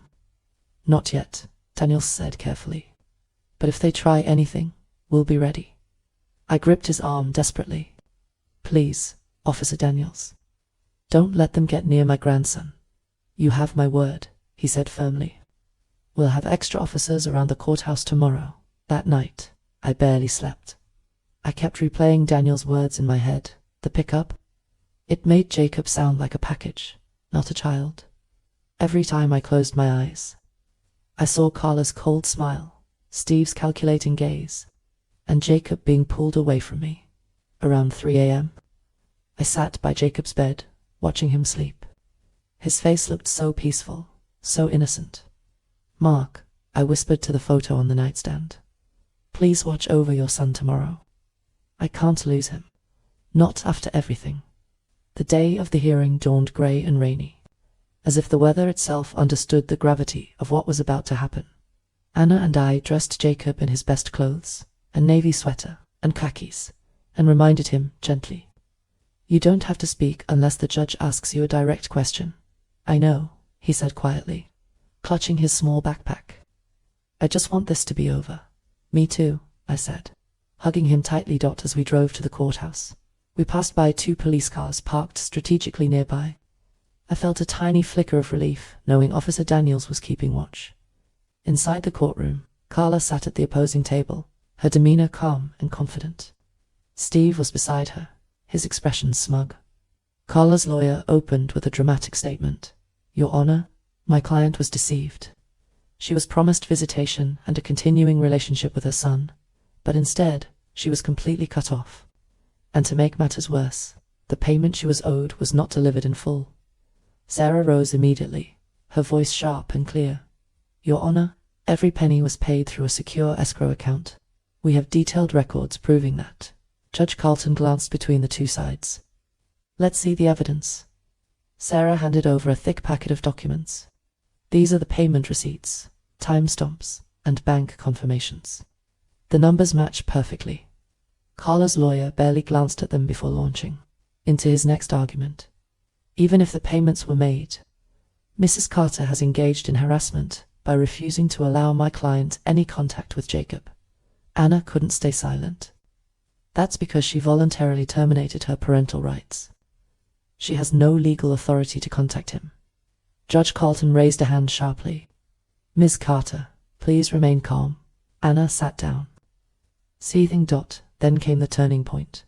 Sarah plugged a flash drive into the court's computer and brought up a video. The footage of Carla standing outside our house at 2:17 a.m. The room went silent as the video played. Carla's figure stood motionless at the edge of our property, her face illuminated briefly by the security lights. "Your Honor," Sarah said, "this is what Mrs. Carter and her family have been living with. Carla is not a loving mother trying to reconnect with her child. She is a threat. Carla's lawyer sputtered. This proves nothing. She was simply enough, Judge Carlton said firmly. The court issued a restraining order for a reason. This footage shows clear violation. Carla's mask slipped, her eyes flashing with rage. He's my son, she shouted suddenly. You can't keep him from me forever. The judge's voice was cold and final. You terminated your rights. Ms. Reynolds, this court will not entertain attempts to undo that decision through intimidation or deceit. But Sarah wasn't done, Your Honor. We also have testimony from Officer Daniels, she said. He can confirm that Carla's associate, Steve, hired a private security worker to surveil Jacob's school and home. Their own recorded conversation referred to a planned pickup. Gasps filled the courtroom. Judge Carlton's face darkened. Is that true, Officer Daniels? Yes, Your Honor, Daniels said, standing. We have both video and audio evidence. Carla's lawyer tried to object, but the judge silenced him with a glare. When it was our turn to speak, I stood, my hands trembling but my voice steady. Your Honor, I began softly, this isn't just a legal battle for me. It's about my grandson's safety. My son, Mark, died trying to give Jacob a secure future. I promised him I would protect Jacob with everything I have. Tears filled my eyes, but I kept going. Jacob deserves to be a kid, to go to school without fear, to sleep through the night without nightmares. Carla's actions have stolen that peace from him. I turned to look at my grandson, who was sitting quietly beside Anna, his small hands folded in his lap. Please, Your Honor, don't let her take him away. Judge Carlton was silent for a long moment, then finally spoke. This court has seen overwhelming evidence of Carla Reynolds' pattern of deceit, manipulation, and harassment, he said, his voice firm. The motion to reinstate parental rights is hereby denied. Relief surged through me so powerfully, I nearly collapsed. The judge wasn't finished. Furthermore, given the credible threat to Jacob's safety, Steve Williams is prohibited from any contact with the child or the family. Law enforcement is authorized to act immediately should either party approach the Carter residence. Carla gasped, her face twisting with fury. You can't do this to me. The judge's gavel came down sharply. This hearing is adjourned. As soon as we stepped into the hallway, Anna grabbed my hand, her eyes shining with tears. We did it, Mom, she whispered. We really did it. I nodded, overwhelmed. Jacob is safe. Jacob hugged me tightly, burying his face in my shoulder. Does this mean it's finally over? Yes, sweetheart, I whispered. It's finally over. But even as I said the words, a small, lingering fear remained in my heart. Carla had lost in court, but I knew her well enough to realize she wasn't the type to give up so easily, and Steve, he was still out there. That evening, as we sat down for dinner, Anna raised her glass of water in a quiet toast. To Mark, she said softly, and to Jacob's future. We clinked glasses, and for the first time in months, I allowed myself to feel hope. But deep down, I stayed alert. Because if Carla had taught me anything, it was this: a fight for family never truly ends. For the first time in what felt like forever, the house was quiet. The storm that had been raging for months, court battles, threats, sleepless nights, had finally begun to calm. But even as I sat at the kitchen table with Anna and Jacob, a hot cup of tea warming my hands, there was still a lingering tension in my chest. Jacob was humming softly, working on a drawing of a rocket ship. He looked so peaceful, so normal, like the 12-year-old boy he deserved to be. It gave me hope, but also a sharp ache. I couldn't stop thinking about how fragile that peace was. One wrong move, one unexpected turn, and Carla could shatter it all over again. Anna must have sensed my thoughts, because she reached across the table. Placing her hand over mine, "Mum," she said gently, "we won today." The judge saw the truth. "Jacob's safe," I nodded, forcing a small smile. "I know, sweetheart. I don't trust Carla to stay away. Not really." Anna's expression hardened. "Neither do I. But now, with a protective order and Steve banned from contact, she's trapped. If she so much as sets foot near Jacob, she'll be arrested." "I hope you're right," I said softly, "because I don't know if my heart can handle another fight." Later that night, after Jacob had gone to bed, Anna and I sat on the porch. The air was cool, the sky clear and starry. It should have been peaceful, but my mind wouldn't rest. Anna sipped her tea, staring out into the darkness. "Mum," she said suddenly, "have you thought about what comes next?" "What do you mean?" I asked. "I mean long term," she explained. "Carla's gone, but Jacob still needs stability. And you?" Her voice faltered for a moment. "You're not getting any younger." I sighed, knowing she was right. "I've thought about it," I admitted. "When the time comes, you'll be here for him. You've always been like a second mom to Jacob." Anna shook her head. "I'm not worried about me. I'm worried about you. You've been carrying this weight alone for so long. Maybe we should think about moving somewhere fresh, a new house, a new start." The thought of leaving Mark's house, the home where Jacob had grown up, made my chest tighten. "This place is filled with memories," I said softly. "Good ones and bad ones. It's where Mark raised his son.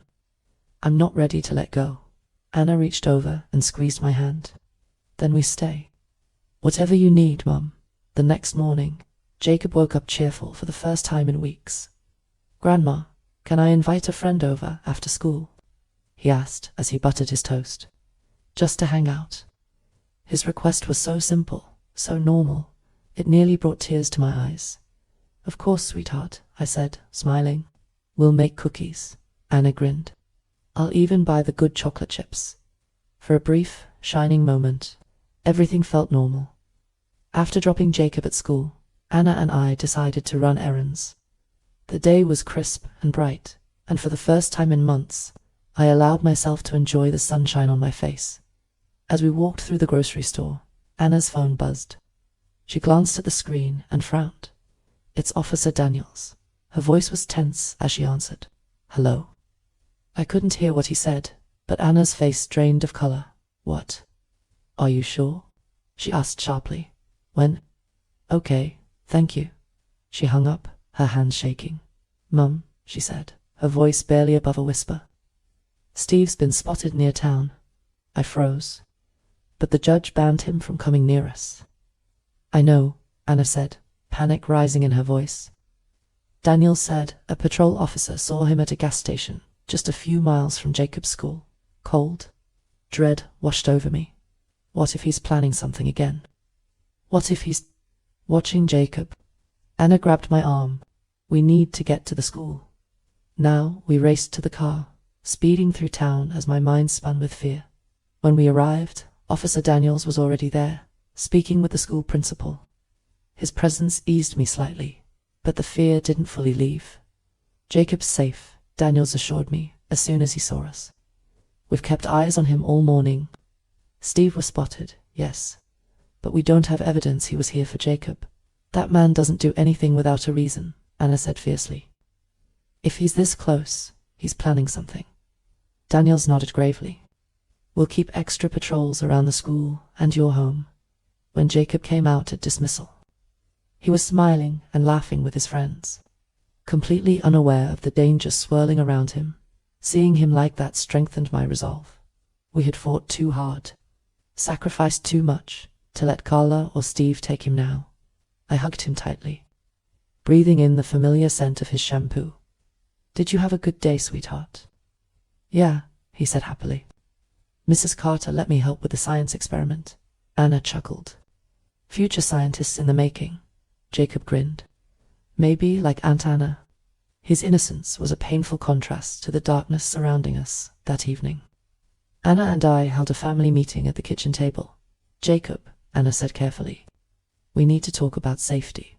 His smile faded. "Is this about Mom again?" "Yes," Anna admitted.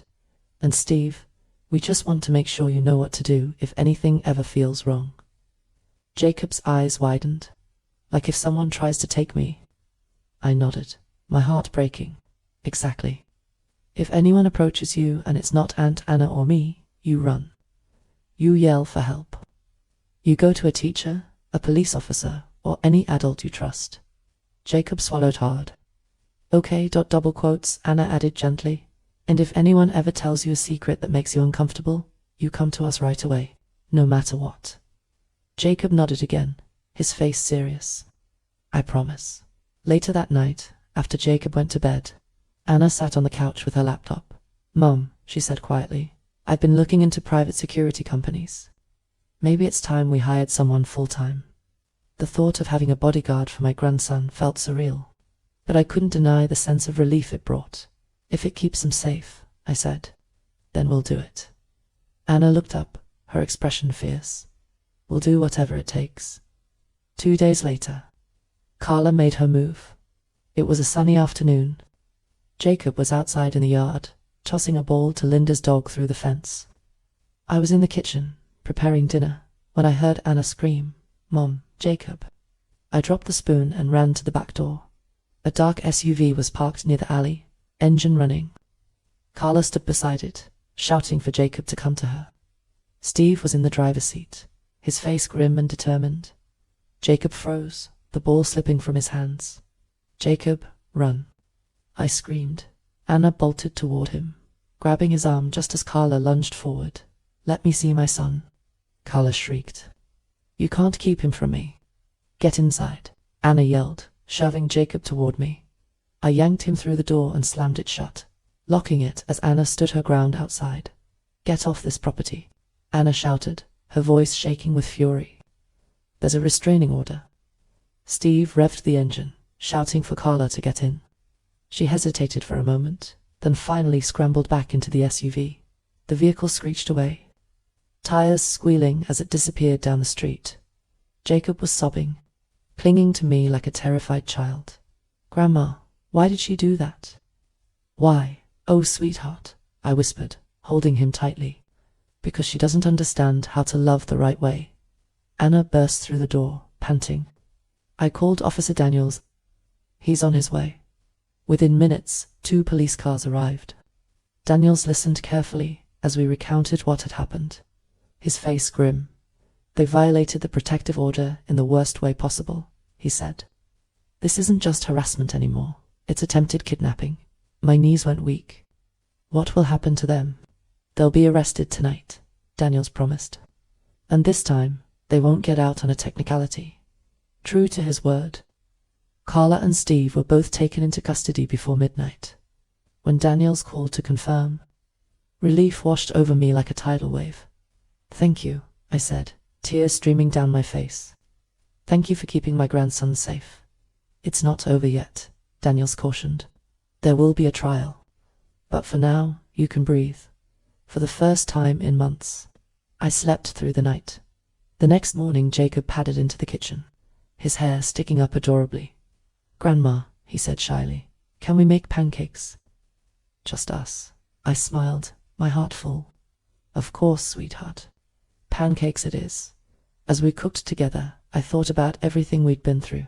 The lies, the threats, the sleepless nights. Carla had tried to destroy us, but she had failed.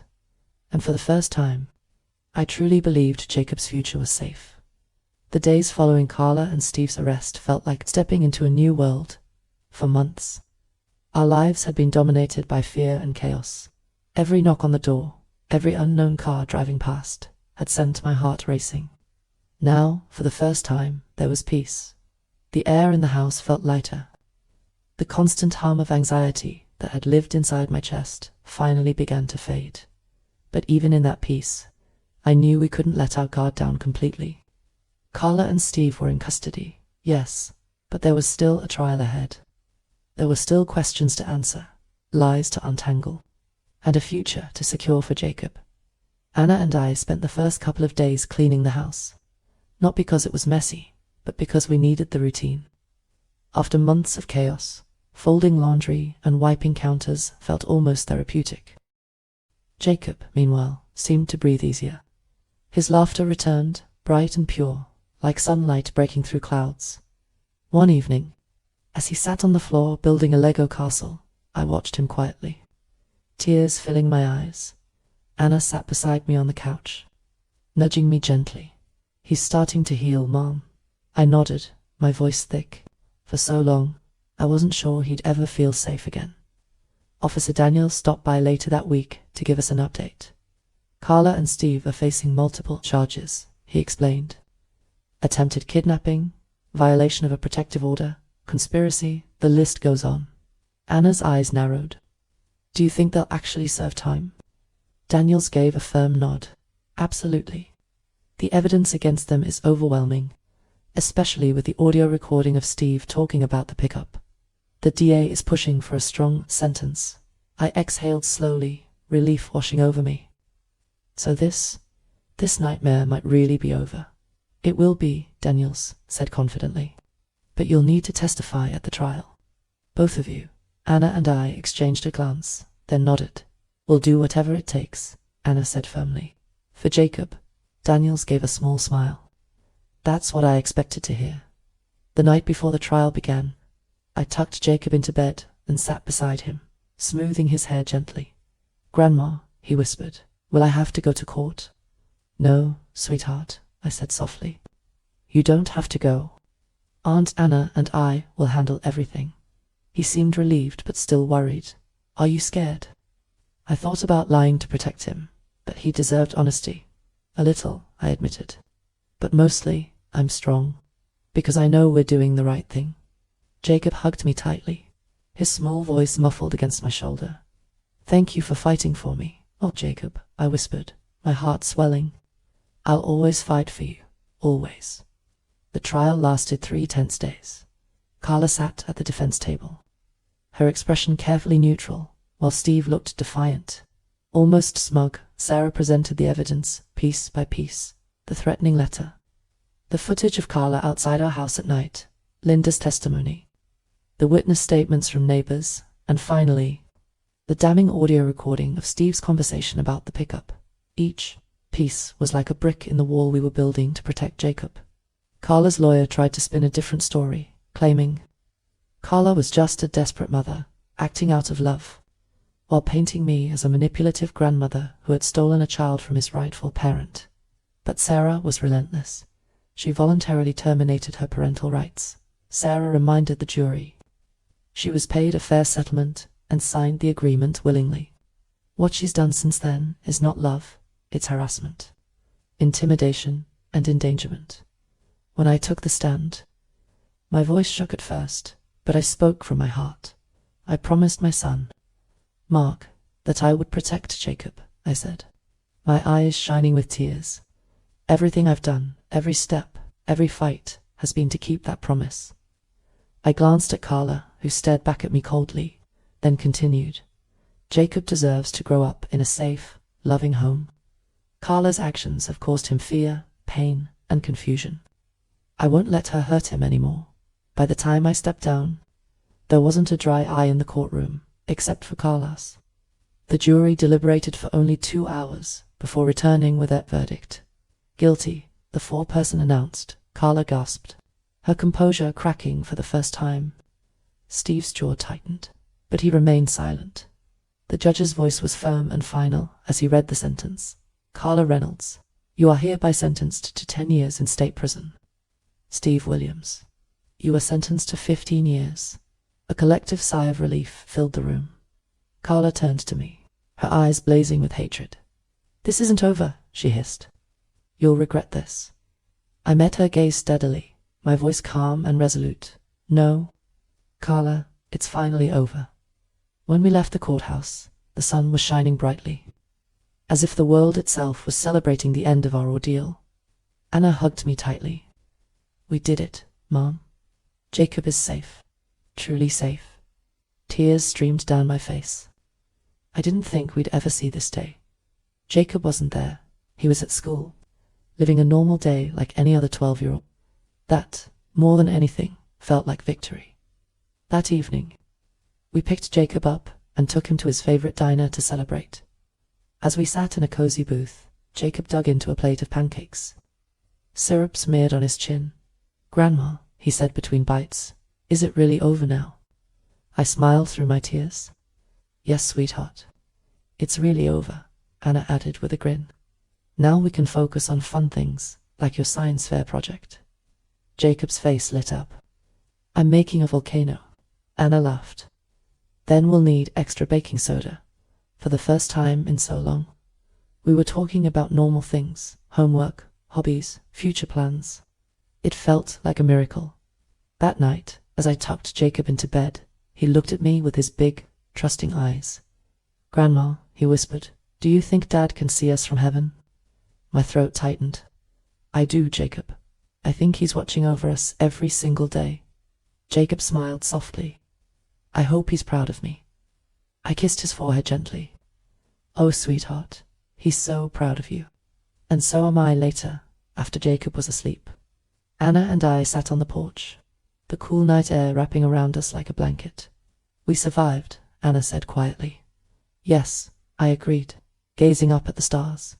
"But more importantly, Jacob survived. He still has a chance to grow up happy, to chase his dreams." Anna nodded. "Thanks to you, Mom," I shook my head. "Thanks to us. We fought together." We sat in silence for a while, listening to the crickets, feeling the weight of the past finally lifting. That in the weeks that followed, life slowly returned to normal. Jacob went back to school full-time. He laughed with his friends, played guitar, and worked on his volcano project. His nightmares faded, replaced by dreams of space adventures and science experiments. Anna and I focused on rebuilding our home into a place of joy, not fear. We painted Jacob's room a cheerful blue, planted flowers in the yard, and filled the house with laughter again. One evening, as I watched Jacob and Anna bake cookies together, I realized something profound. We had faced the worst kind of darkness, betrayal, loss, and danger, but we had come through it stronger. Mark's legacy lived on, not just in Jacob, but in the love we shared as a family. And while Carla's shadow would always be a part of our past, it no longer defined our future. As I tucked Jacob into bed one final time that week, he hugged me tightly and whispered, "I love you, Grandma." My heart swelled. "I love you too, sweetheart, more than anything in this world." As I turned off the light, I knew that no matter what challenges lay ahead, we would face them together as a family, because love, in the end, is stronger than fear, stronger than lies, stronger than Carla, and that love had saved us all.